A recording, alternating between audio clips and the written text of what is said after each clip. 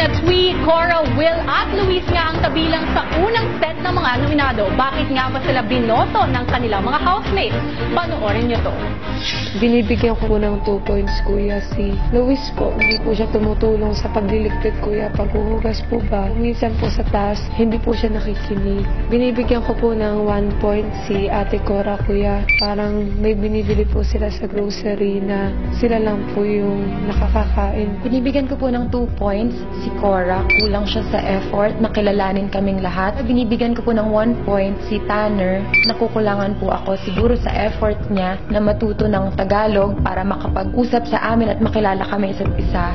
Binibigyan ko po ng 2 points si Ate Ali dahil po pinipili niya lang po yung pakikisamahan niya. 1 point si Kuya Luis po. Sa mga nagdaang task ho namin mas madami pa po yung sinasabi niya kaysa sa ginagawa niya.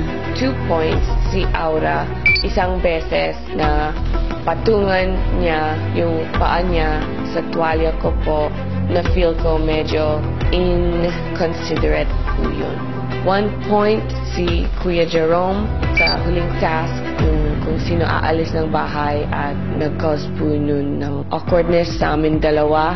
Binibigyan ko po, kuya, ng 2 puntos si Will dun sa unang lucky task po namin. Kadalasan po siya po yung huling housemate na pumapasok sa activity area, lalong-lalo na po kapag kailangan po namin magtrabaho ng mas mabilis. Binibigyan ko naman po ng 1 point si Cora. Sa amin po lahat, si Cora po yung madalas nagkakaroon po ng kaalitan sa mga iba pang housemate patungkol sa mga iba't ibang usapin sa loob ng bahay po.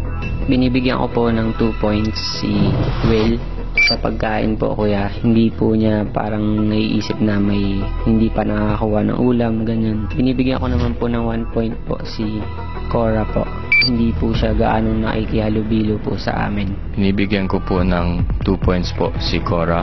Iba po yung trato niya sa akin. May sinasabi po ako, automatic pong kinokontra niya po. Binibigyan ko po ng 1 point si Baninay, kuya, dahil po siya ang pinakabunso sa aming mga adults. Parang naging dependent na po siya sa amin mga adults sa gawaing bahay, kuya. I'm giving 2 points to Luis because I think he's my biggest competitor in this house. I'll give 1 point to Will because I feel like he's my second biggest competitor. He's very motivated to be the best. Binibigay ko po yung 2 points ko kay Will. Hindi po siya masyadong interesado makisama po sa mga housemates po.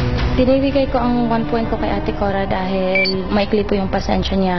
2 punto kay Benina kasi during the task, few people asked her to do something and she didn't do it. 1 punto kay Ali kasi kahit successful kami sa lucky task, I feel there were ibang paraan that she could have been better at being more authoritative.